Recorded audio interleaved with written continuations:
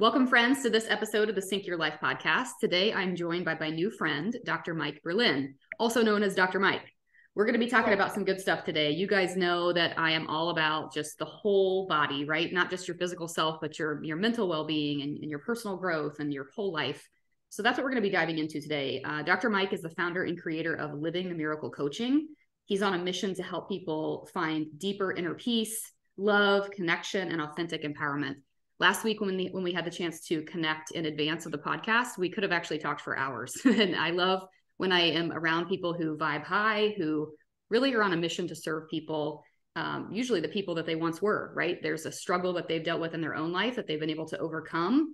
And that's exactly what he's doing. So I'm excited to share with you guys all about him and what he's doing and creating connection in the world and kind of combating this problem of disconnection that we see, especially I know in the last few years. Coming out of the pandemic, we see this happening so frequently. So I want to dive straight in. We're going to start with just having him introduce himself. So Dr. Mike, welcome to the show. Please share with my listeners a little bit about who you are and what you do. Hi, Jenny. Yeah, thank you so much for having me on the show. It's really a pleasure, and I loved talking to you last week too. It was really great. Um, so, so who I am. My story is that when I was born, I knew about the miracle of life, right? I used to sit in ant hills and let the ants crawl over me. I loved nature. I used to sit at the top of trees and just blow in the wind. And I used to get in trouble. The long story short, right, is I used to get in trouble for hugging all the kids. Okay, you know, I just knew that life was such a miracle, and I loved everyone, and I never understood as I grew up why people just didn't get along. Okay, there was a lot of control and narcissism and people, trying to get their own needs met, back and forth, trying to get from people rather than give. And I was just like, why can't we all just get along? I don't get it. Don't you see the love? You know? And um, and so growing up, right, in a semi-dysfunctional family like most of us, um, my parents were good people. They just didn't have the life skills to grow healthy adults. They didn't learn them, to grow healthy, mature adults. And so and so I never knew why my relationships weren't quite working out.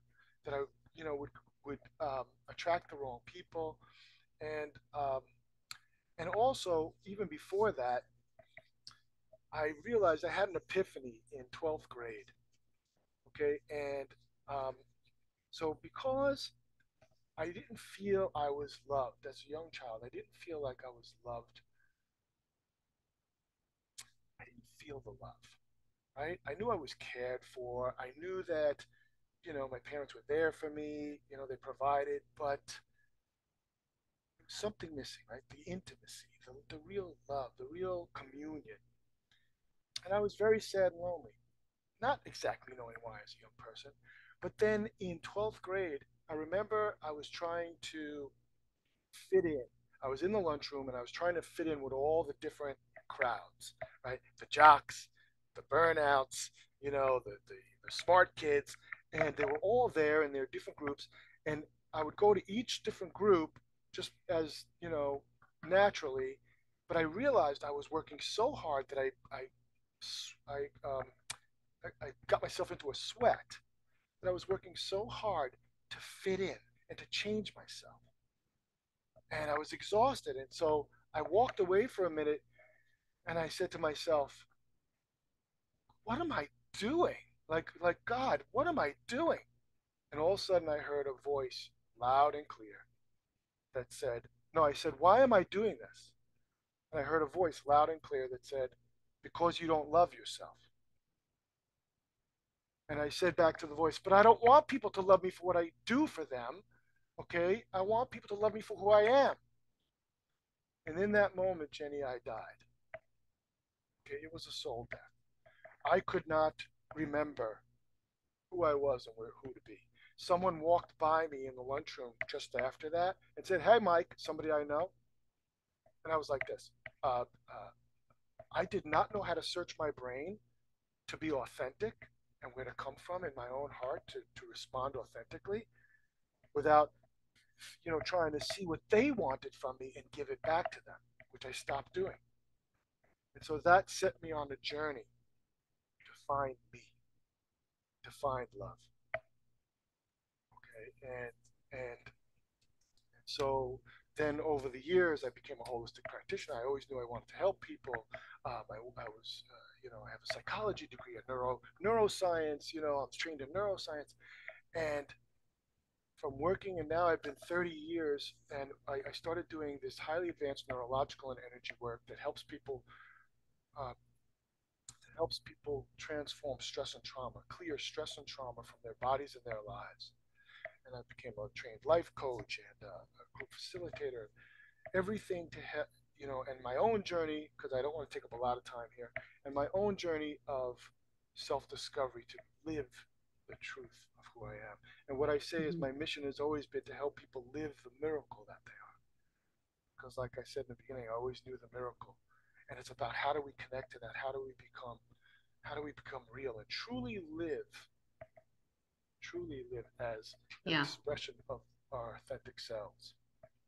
Because I Yeah. found as a holistic health practitioner over 30 years helping people that the reason that we have physical or emotional problems is because we're not living our truth. Mm-hmm. End of story. Yeah. We're not living truly who we are on a physical level, on a chemical level, on an emotional level. Okay, Yeah. it's not what the wisdom of creation intends for us.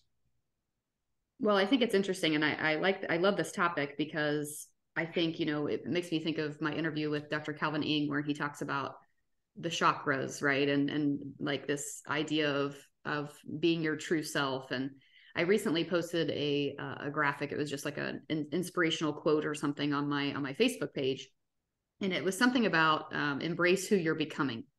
And I had someone comment on that post and said, or better yet, just live in who you are. And I thought to myself, like, what an interesting twist, right? And in the end of it, I really ended up spending probably too much time thinking about this. But I realized that really we aren't necessarily becoming, we are just slowly learning who we really are. And Remembering. we're remembering. Yeah. And I see this now, especially, life is very full circle. So I mean, I have a 2-year-old and a 6-year-old, and sometimes I have to, even though my oldest is only 6 years old, I sometimes have to remind her, which is really only reminding myself because she's on this journey of understanding who she is. I see in her so many things, right? And I'm like, this is who you are. But yet we get into society, we get into school, and we get into this environment where a lot of times we want to change who we really are to fit the mold or to fit the box. As she just started kindergarten this year. And one of the things that has been so interesting is she's never really been exposed to different personality types on this level, right? So now all of a sudden she's in a classroom with other people. And it's so interesting how, at least from my perspective, the outside looking in, how quickly she wants to adapt to the surroundings and to put herself, to be similar to the people in her surroundings, as opposed to just sort of living in who we are. And I think about that as adults too. Like we are still victim. And I will say this transparently as a woman, and this is something that I've shared before on the podcast. I have struggled through my whole life with female to female relationships, friendships, female friendships, because I feel like so often, and this can be the case for men too, women especially feel like they have to live in this picture of who they're supposed to be. And it's really hard, even just to connect with people sometimes, because you feel like there's this lack of authenticity or this lack of transparency. And then that feels icky, right? And so then you're like, well, I don't even know how to navigate this relationship. And I want to feel this connection, but this person or myself, right, is not authentically being who we really are. So I'd love to talk more about just this idea of how do we first, I always say awareness is the first step. So how do we create this awareness in ourselves to know where we are and aren't aligning with our truth? Ooh, where we are and aren't aligning. Well, I was going to say the first awareness is everybody who's on this podcast, okay, and learning that, wow, maybe I'm not living my truth and I'm not living authentically in many areas of my life. In some areas I am, but in some I'm not, because like you said, it feels icky, right? We know when we're not living our truth. We know when we're overeating. Do you know what I'm saying? We know when we're doing things that are going against what we truly want inside many times, okay? And many times we don't. We don't know because it's so ingrained, we're blind to it.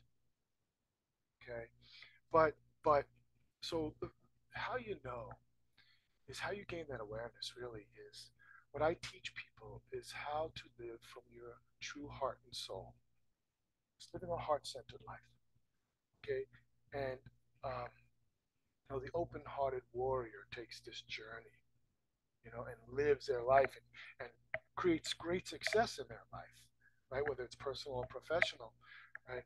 Through an open heart, a strong heart, a brave heart. So, I mean, you asked about the awareness, right? It really is learning. There's two parts, Jenny, that has to happen. Okay. Overall, it's learning how to be in touch with your true, authentic self, your heart and soul, and live from there. Make every decision from there. Make every choice from there in each moment. But in order to be able to do that, there's a training that needs to happen, right? Because we're trained not to, like you said, even your daughter's being trained to, give people what they want, right? And fit in with society, right? They teach you that in school. Your parents teach you that. You got to, be a certain way. So we're all trained to look to the outside for how to be, to keep it short and simple. And so we need to learn to look inside. But in order to do that, there's a couple of things that need to happen. Number one, we need to be able to clear the thoughts and beliefs, the judgments and criticism, all that, the hurt, guilt, anger, shame, and fear that's accumulated in our subconscious mind. Because most of our thinking, because our thinking is conscious and unconscious, but most of our thinking is unconscious.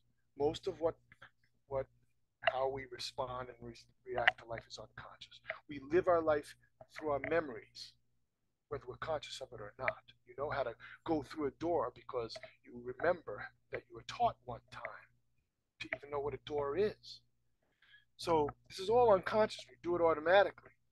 But we live through our unconscious, and so we need to clear what I call the untruths, because those are infecting who I believe I am or how I see the world. I'm keeping it short and sweet because I know we don't have a Yeah. lot of time. Yeah, But and it makes me think too of just the word. I wrote down the word expectations, right? Like all of a sudden it's like I look at my 2-year-old and there's such a sense of like freedom and abandonment, right? Like just free spirit, like do what I want to do, test my boundaries, independence. At some point it shifts, right? At some point it shifts into, well, what are the expectations of me? What are the expectations from my parents? What are the how am I expectations supposed to from be? my school? How am I supposed to, yeah, you said, how am I supposed to be? Right. And I think about this, I know you and I had talked about this before, and this is an interesting topic too, because I think, we all have men in our lives. I think about my husband and my dad, right? And I think about this idea that I know Lewis Howes wrote a book called The Mask of Masculinity. And this is something that's very interesting to me because I think, for example, men are sort of expected in our society to have this sort of masculinity or this bravado or this, I like to say, lack of emotion, right? It's not really considered okay for a man to really like open up or emotionally, I don't know the word I'm looking for, but you know what I'm Right, saying. right, right. And so The I feel like, yeah, it's the all emotional emotional. side, and this is Right. something that you shared was part of your story as well. And I think it's common. I mean, I think most, if not all, men have experienced this, right? Where it's hard to open up and to show that sort of nurturing side of yourself. So I think it all kind of comes back to expectations, right? And how we can shift from everybody else's expectations of us to maybe just our own expectations of us, right? and Yeah, and that's huge. sorry, it's an interesting concept how you're putting it, and I think you're absolutely right. Um, one of the things that makes one of the things that I'm why I'm in this business and what makes me unique in this, why I think I'm good at it is that I'm great. One of my gifts is finding root causes, like the real root cause. And the root cause, like you said, is not so much expectations, and it is, but if you go underneath that, right, it's really how our brains were taught. We were taught from when we were pre-verbal. We're watching, right? Little infants are watching how to do life. Who should I be? How do I do this? And they're absorbing non-verbally and then verbally, but non-verbally absorbing how to be. And so we're taught to look to the outside world. and our parents will actually tell us you need to be this way, this right. They set expectations. So we're taught to think that way. We need to relearn to think from the inside out. And actually, that's the job of parents, right? Really healthy parents, the job of them is to teach your child how to live their authentic self, to know themselves, and how to interact appropriately, authentically, and appropriately with the outside world. Yeah. That's the Yeah. role of a parent, age appropriate. Right. Yeah, I did an interview with my oldest daughter's old preschool directors, who I just adore. And really, the two of them have shaped so much of how we parent, because their philosophies behind the school, not only was it outdoor nature based and risk based play and curiosity led learning, student led learning, like different philosophies, right? Like they would talk about, instead of talking to your child from a standing position, like getting on a kneeling level and looking them eye to eye. There's no superiority. It's just more like, let me talk to you this way. I'm going to come down to your level. And just little things like that, or letting them take risks and letting them be curious. And the biggest thing really that I took away from them is, rather than try to preach upon, try to ask questions. And this is something that we try to do often. It was funny because just recently, my 2-year-old, of course, is like, she's in this phase of life that's like high drama toddler zone, where everything is a meltdown. Like if she doesn't get a second popsicle is an ultimate crisis. And so she, she'll get really upset and she'll tuck her head, and it's this very dramatic thing. And recently my oldest went up to her and was like, and it was a beautiful moment for me, because I realized that she didn't go up to her and say like, "Oh, get over it, Sutton, you don't get a popsicle. Like none of us get a second." But she didn't like berate her. She didn't try to speak to her. It was more like she would ask her, "Are you feeling sad? Like, how are you feeling, Sutton? Like, can we do something else instead?" Like, it was so funny how she was just asking the questions. I think it's interesting because ultimately that could be, I mean, I like to always say, like, couldn't this just be something so simple when it comes to our nutrition, right? I'm working with women. I'm like, maybe it's really as simple as you're not sleeping enough or you're not eating enough protein, right? It really could be this simple here too, because are we asking ourselves the right questions and enough questions, or are we just simply falling in line? So I want to talk more about, because obviously you've kind of become known for helping people really transform from this state of not being true to themselves to being true to themselves. And so I want to make sure we spend enough time on this today. But maybe the best place to start is, I think a lot of people listening could be dealing with this question of, why am I constantly dealing with conflict? Right? Like whether it's conflict in my relationships, conflicts in my marriage, conflicts with my children, conflicts with my work. I'd love for you to define for us sort of stress and conflict, what we see that manifesting as in our lives, and then we'll start to dive into maybe how to transform that stress and conflict. Okay, well, it comes down to what we're talking about, right? Why do I have stress and conflict? Because I don't know how. I want to, but I don't know how to live my truth. Okay, I may not even know my truth, but the bottom line is I don't know how to live my truth in this moment, in this situation. And so we have stress and conflict because either we're trying to, overpower somebody else, right? Get my way, be heard, okay, something like that. Try to control how they're responding to me. Someone else is responding to me, right? Or I'm putting myself in a backseat, right? And I'm acquiescing, or trying to be a good girl, or okay, be an appropriate wife or be an appropriate mother or whatever it is, right? And we deny ourselves. But either way, or we just don't know what to say, or we blow up. We just don't know how. We were never taught the life skills. The life skills, okay, to be authentic in every moment. Now, in some moments we do, right? We've learned ourselves in those ways and we've grown into some authenticity. But, but not many times. And that's why we have stress and conflict, right? Because in stress, you asked me to define it and try to be very thorough, by the way. Okay, and that's what I am with my coaching too. But, so stress, right? So stress is not the problem.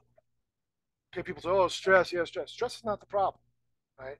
It's that doesn't cause our body and mind to break down. Okay, what causes our body and mind to break down is how we respond and adapt to that stress.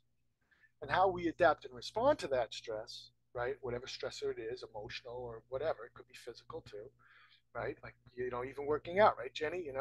If you're pumping weight and you do it with an unbalanced way, you can hurt yourself. So it's not the stressor. The stressor can build you, can actually grow you. That's the purpose of stress, is really to grow us. Okay, and so that's what I teach people when the stress comes. How do you learn and grow? How is it showing you so that you know how to be more authentic? Right? That's how you start to transform it. But so emotional stress though is the difference between what I want and what shows up and how I process that. Sometimes I don't know what I want. Sometimes, I just don't know how to speak myself. I don't know how to make boundaries, healthy boundaries. Instead I'll make walls. Society is based in control, unfortunately, right? We were taught that as kids. Okay, you have to go to your room. You have to do you have to be nice. You have to say, I'm sorry. You have to, whatever. Okay, have tos and shoulds. You should be more kind. You should be this. You shouldn't be so, right? And so it's autocratic, and most of us are taught that way. Not like your child was teaching your other child. Okay, and so we believe, we think, we learn that that's the way to do life and create relationships. But it doesn't work for us most of the time. And so most of us live lives of quiet desperation with some sort of worry, anxiety, depression, some sadness, some sort of unfulfillment inside of us simply because, not because of who we are. Who we are is miraculous, wondrous beings. We are so beautiful. It's almost unimaginable. Yeah. But it's because we were taught how to interact with ourselves and others in a way that we honor that beauty in each other, that we speak from that, that we live from that. So just going back to what I was saying before about, you asked, how do we do that? I said one way is that you have to clear out the old untruths, right? The limiting thoughts and beliefs, and then also learn how to live in the present moment. Yeah. Not in the past, not in the future, right? And live in the present moment. Yeah. And then speak your fine. It's actually 5 sacred life skills that need to be mastered that I yeah. And I want to dive into those next, but I just wanted to pipe in really quick and say, please. This reminds me of what I would consider to be the start of my personal growth journey. A dozen years ago, when I finally realized that personal growth and understanding myself and how I interact in the world was actually up to me. I've shared this on the podcast before, where I just assumed, because I'd been through school until the age of 22, and then I went to work in the corporate world, and I just assumed the corporate world was going to train me in everything I needed to know, and never realized that me developing as a person was really up to me. I've shared that before, so I won't go into the full story, but I just want to share with my listeners too, that different books that have really helped me, or different resources that have really helped me. There's a book called Emotional Intelligence that I highly recommend, that can help people understand, where they are on that spectrum of really understanding people and how they interact in the world. There are other things out there like the Enneagram test, and there's a book called Personalities Plus, and these are all really great resources.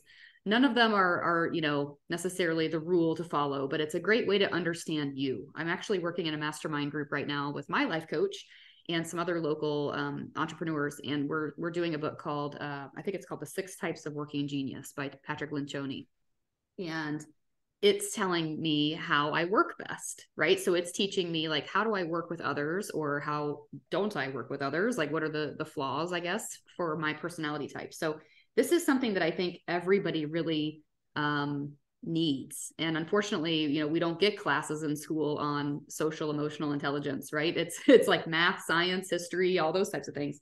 So, but I also, when you were talking, it made me think about just my experience. And I was thinking in my mind, I'm like, okay, besides my parents, what were my greatest influences? for me being somebody, a lot of times people ask me like, well, how do you stay so motivated, or how are you stay so ambitious, or whatever. And I really do think, and I've never shared this before, but just in reflecting right now, I'm thinking about one thing that made a huge impact in my life was the participation in sports. I participated in sports all through my childhood, all through my high school years. Now, trust me, I was never a star athlete. I always like to say I was the brown ribbon track runner.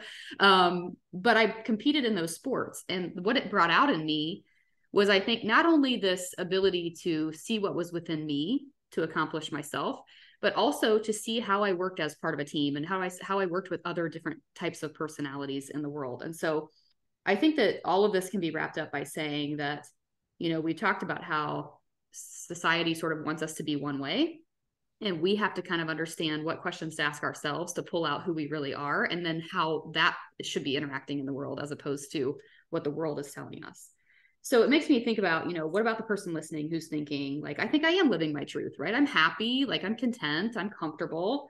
And it makes me think of this question of, well, in what ways, in what areas of your life, and with what relationships are you asking the question, what's wrong with me? Right? This is something that you and I talked about. Like, where are you asking yourself, like, well, what's wrong with me? Why can't I blank? That's most likely an area of growth for you. And I'll share my personal story real quickly. When I first started in network marketing, I started in a health and I'm still in a health and wellness fitness based company, right? And I've been doing this for a long time. But in the very beginning, when I first started, this business was dominated by just what we would consider to be the perfect physique, female body, blonde haired woman that was just running the show, right, in this industry. And That's what I you were was not, supposed to be. that's what I was supposed to be. And I was not that. I was not the woman who looked forward to wearing high heels on a stage. I was not a woman who ever wanted to dye my hair blonde, like, and not just physically, but also just, I couldn't resonate. I loved the business and I loved the products and I loved the mission. But I struggled for a really long time in the beginning of my business trying to figure out how to fit in, until I finally figured out that what made me not fit in was what was going to make me succeed. Right. And so I just want to share that personal story, because I guarantee that someone listening might be thinking, oh, I don't know, I'm pretty comfortable, I'm happy. But where in your life, like which relationships or which aspect of your life are you asking, what's wrong with me? Why don't I fit in here? And that's probably an area of growth for you, to understand that there's a reason why you're different and unique. So you talked about your 5 steps, and I want to talk about this because this is sort of the meat and potatoes of what we're talking about today, is really how can people transform their stress and their conflict to step more into their truth. So I'll let you take it away with whatever you want to share pertaining to your five things. Okay, great. And you said the key. I love what you said, Jenny. It was really great. You said that what didn't resonate with you with how you were supposed to be, right? What you should be and all that, that image that was created somewhere outside of you, right? Didn't resonate with you. And what you realized is that what makes you different is what really your success is founded around, right? Did I get it right? Absolutely. Yes. That is a magic key to understanding for everyone, okay, for all your listeners, right? It is how you're unique of why you're here, right? I help people find their soul's purpose, right? Their mission in life. Our mission in life is to live, right? Where, people say that our life is God's gift to us, and how we create it. What we do in life is our gift back to God, right? Or the wisdom of creation, or great spirit, or however you think of it, right? I mean, so the purpose of life really is to, uh, is to live, really live true. Be the unique miracle that you were sent, that you came here to be. Okay, to express and experience the truth of who you are. That's all it is, and you find that in your uniqueness, like you said. You find your power, your the thing that you're most able to contribute to life in that uniqueness. So anyway, you were asking me about the 5 sacred life skills, right? Yeah. If we could dive into even just a couple of them, that'd be super, to really help people understand how to go about making this transformation. Yeah. So I started talking about them a little bit, right? And so I started talking about them. So anyway, Sorry, a lot of thoughts at once.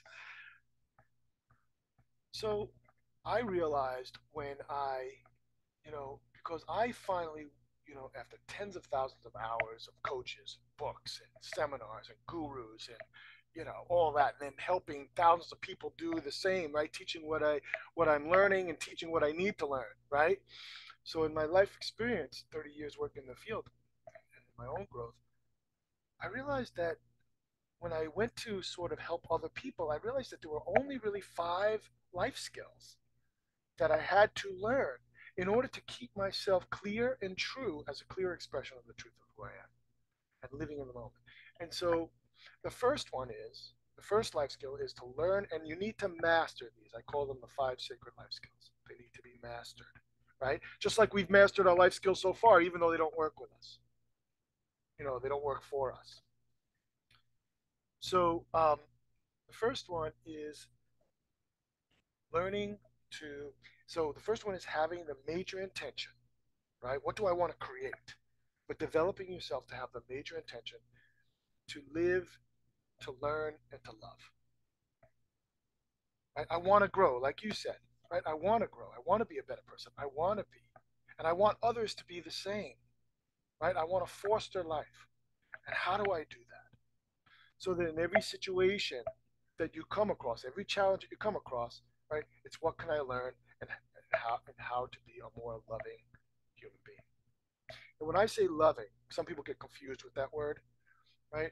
Love is simply allowing what is.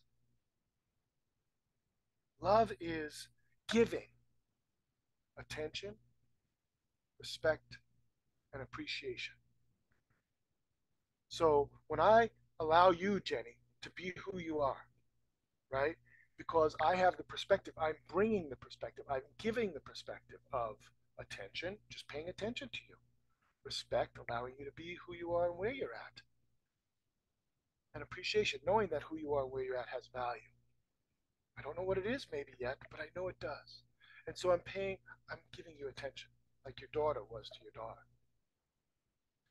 So when I say learning to love, right, is allowing things how it is and learning to and wanting to learn. It has to be your major intention. And then I teach skills on how to create the win-win. And it's a win-win or no deal in every relationship. Yes, it's possible that everybody gets everything that they want. You gotta learn how to do it. So that's sacred life skill number one. Sacred life skill level two, and we kind of went through these a little bit as we talked, because you mentioned them also. The second one is how to take your power back with extreme emotional ownership. If it is to be, it is up to me, like you said. I'm in charge of my emotional well-being, not the politics, not my husband, not the kids, okay, not my parents, my mother, not anything out, not the weather, not how much money I have. Nothing out there controls my emotional well-being. I truthfully, in truth, am in charge of my emotional well-being, nothing else. So I need to learn how to do that,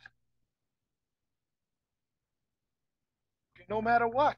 And I teach people how to get out of being triggered. Like when someone triggers you and you're scared out of your mind or you're really upset, I teach you how to come out of it because we need to learn that. So, so that's module two. Take your power back with extreme emotional ownership. Number three is how to completely love and forgive yourself.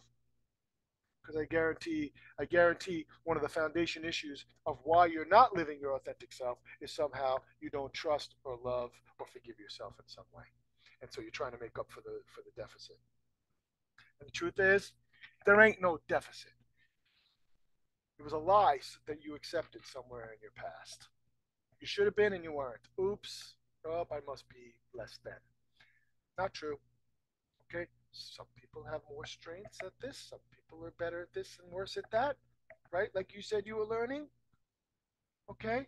Hey, that's cool. We're all different. But you know what? If we work together, we can accomplish all of it. Life is meant to be a we, not an I. Okay. It's learning how to be a we. With primary relationships with is myself, God, and others. Call that the Trinity. All right. So So that number 4 is learning to love it, completely love and forgive yourself. Sacred life skill number 5 is how to get connected and live in the moment. Okay, how to get connected fast and live in the moment. And again, sorry, I was going ahead of myself. Connected to what? To myself, the true self, my heart and soul, myself, God, and others. And a quick tidbit with that is when I'm upset, right, rather than immediately blaming and trying to find, blame what caused it, my upset, right? Just practice this one little thing. Okay. When I get upset and my mind's going, what do I do? What do I do? What do I do? What do I do? Your answer should be, I don't know. I don't know. And start there. Yeah. Because when you say I don't know, all of a sudden it connects you into your higher brain. Okay, it comes out of the limbic system, right, of the survival part of your brain. You come out of there, you go into your higher brain, and all of a sudden, many more possibilities are open to you. You're connected with the infinite possibilities of the universe in that moment, and let the answer come to you. Yeah. Yeah. So So it allows your brain to process, right? And that way you're not just jumping into yes or no. It's kind of like taking a pause and thinking about it. So that's so smart. Take a pause. Yeah, I love what you just said about forgiveness and self-love, because I think, a lot of people, society is, I guess, social media now, there's all these memes everywhere about self-love. Like, you got to love yourself, right? But I think a lot of people try to skip the step of forgiveness to get to self-love. Oh my They try, God. you know what I mean? And that could be Yes. a whole podcast in itself. And it's like, Oh, what areas of yourself need to be forgiven in order to move forward? It's like you said earlier, right? Like, we can't live in the past, we can't live in the future, we just have to live right now. And I love what you said too about helping people live in the present. There's a book that I like as well by John Maxwell called Intentional Living. That book changed the way that I thought about everything, right? Because we all get 24 hours in a day. So how can we really make the most of that? And how can we not just focus on, I know for me, I have sort of a tendency to want to value myself based on my productivity. I want to value myself based on what I can get done in a day, as opposed to, did I live, did I love, did I matter, right? Which is Brendan Burchard's phrase. Did I live, did I love, did I matter? And did I step into the relationships that I needed to, including my relationship with myself? So forgiveness, I love that. And I want to make sure too that I ask you the question, because there are so many people, especially I know the women listening to my show. This is a topic that comes up often in my circles, which is this idea of anxiety, overwhelm, worry, right? Worrying about self, worrying about kids, worrying about spouse, worrying about life. And I think earlier in this interview, you alluded to anxiety kind of coming from a place where your truth and the way that you're living might not be aligned, right? This idea that like you're constantly shoulding all over yourself, as my life coach likes to say, right? Like, so in what areas are you, I should this, I should be this, I should be this type of mom, I should be doing XYZ, right? I know I can fall into those traps too, of just, I should have done this today, or I should have done that. And that's when I start to feel anxious, right? That's when my anxiety really comes about, is when I feel like all these shoulds didn't happen, right? Or I'm not the person that should be doing XYZ. So I'd love for you to just touch on anxiety for a moment for my women listening, because I think this is very common, especially with women. And then we'll talk more about creating more love and peace. okay. So you answered your own question, right? When you're shooting all over yourself and there's all these have tos and shoulds, and you're trying to meet all these outside expectations, right? That you either put on yourself or other people have of you.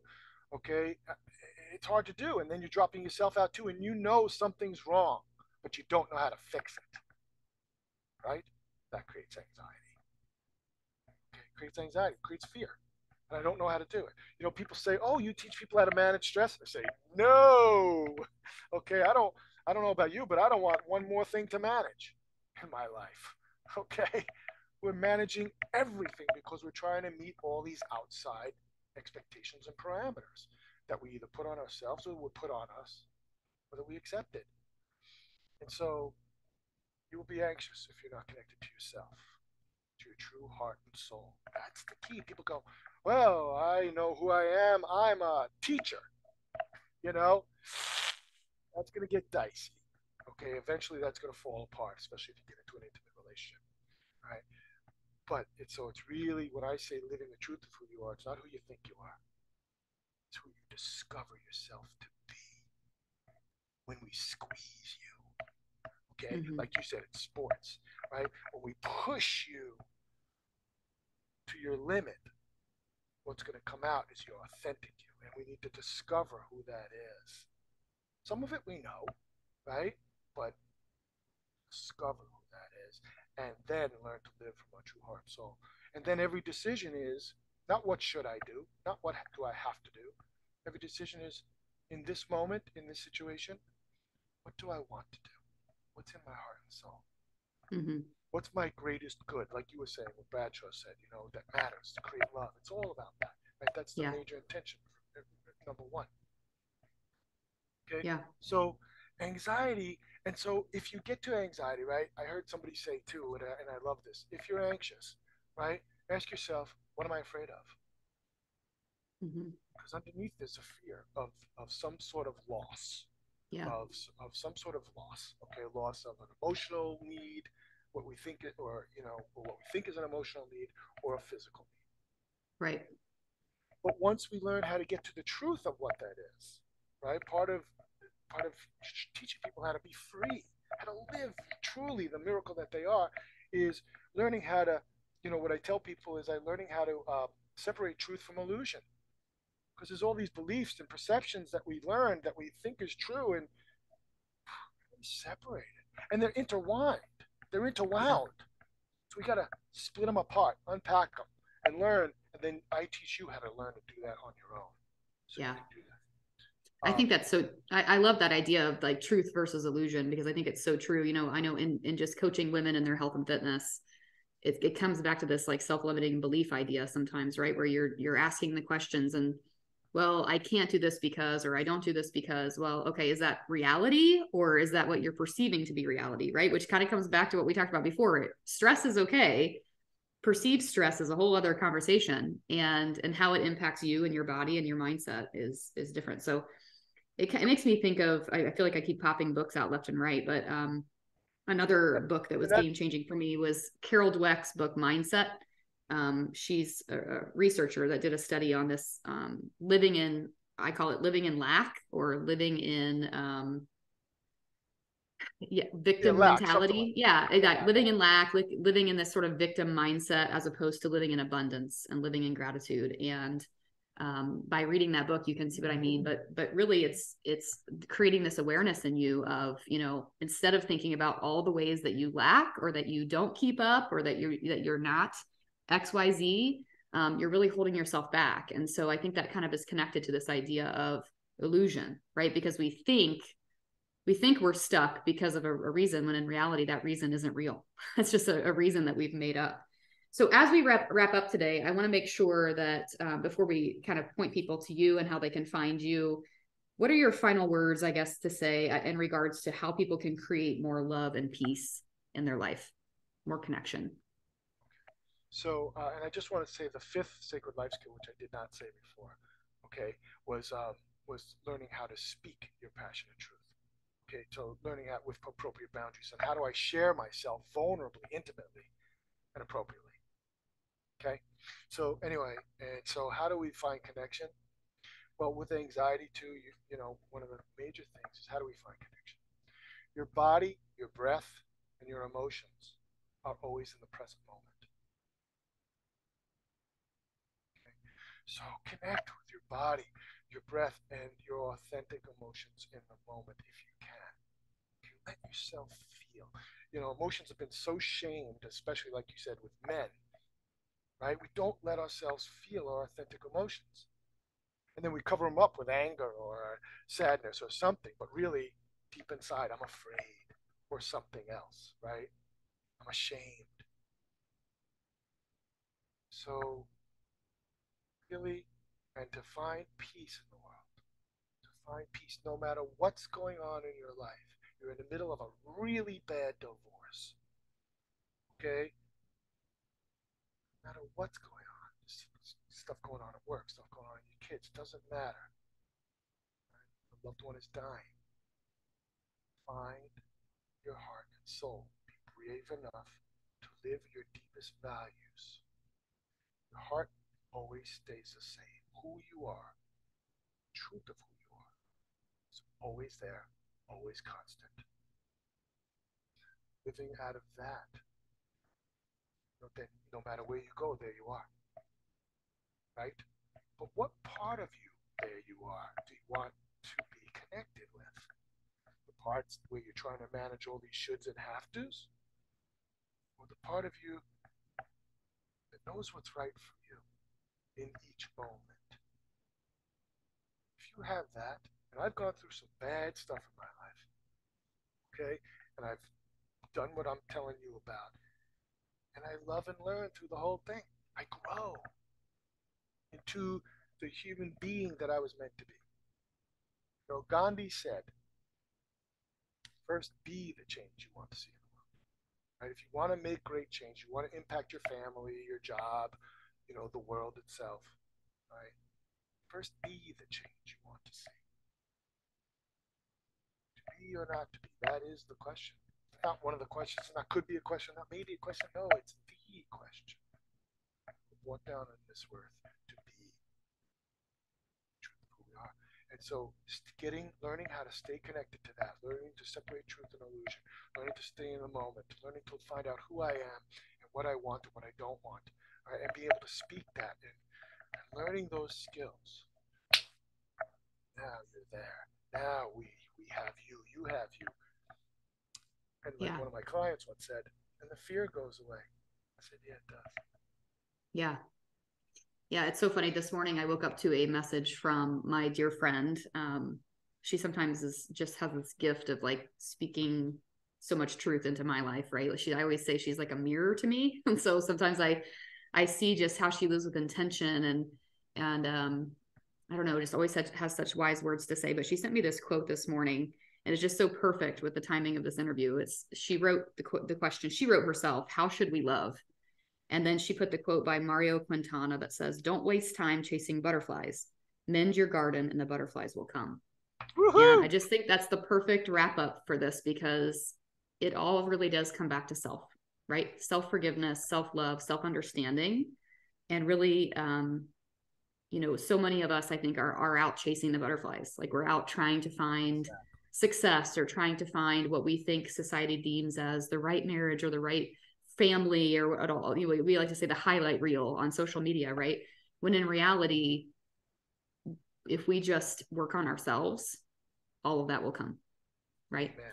So I would love for you to point people to how they can find you, tell us what you want as far as website, social media. Where can people find you and learn more? Okay. So you can go to my website, which is Dr. Mike Berlin, drmikeberlin.com/living the miracle. Okay. So it's drmikeberlin.com/living the miracle. And, if you want, we could do a consultation. There's a button there. I do a free consultation. We'll talk, see if, I can help you. No obligation. No, I don't twist arms. And also, you can call me. All right. Right now, I'm still working out some of my technology. So one of the best ways to reach me is on my cell phone, which is 516-780-3351. Okay, 516-780-3351. Perfect. Right, and the last thing I want to say, because you had said that our discussion, you were pulling from many books, right? You said, "Oh, it reminds me of this book, that book, that book," and I found, Jenny, that's what I did. Right? It was serendipitous that I pulled from all these teachings and brought it all down to the essentials. What are the bare essentials that you need to master, to tend your garden? And all the rest comes naturally. Yeah. Like you said. Great. Couldn't agree more. I love this. Okay, well, we'll make sure to link up your website, your phone number, all this kind of information in the show notes so people can simply swipe up and find you. But thank you so much for everything that you're doing. I love when people turn their mess into their message, right? When they've experienced something and they want to really translate that to help other people. And that's what you're doing here. I encourage anyone listening who is looking for a life coach, looking for this sort of mindset shift, right? You need that accountability. You need that coaching. I've said this before on the podcast, but I'll say it again. When I finally employed a life coach for myself, I just leveled up in so many ways because it brought about this sense of accountability, this second level of awareness. It allowed me to gain better clarity into my life. And so I can't endorse it more. I really think that eventually people they'll have their own trainer and health coach. They'll have their own life coach as well. I just think that's the way that we're heading. I think it's the right move. So if you're trying to do this on your own, right? If something about what we've said today sparks an interest in you where you're like, I don't know if I'm really living in my truth. I don't know if this is something that I need to investigate. Reach out to Dr. Mike. I know he'd be willing to talk to you and help you navigate it. So thank you, Dr. Mike, for being here. It's been a pleasure to get to know you, and we'll talk again soon. Sounds great. Thank you so much, Jenny. It's been real fun. Really great. Awesome. Great. Take care. Bye-bye. Thank you.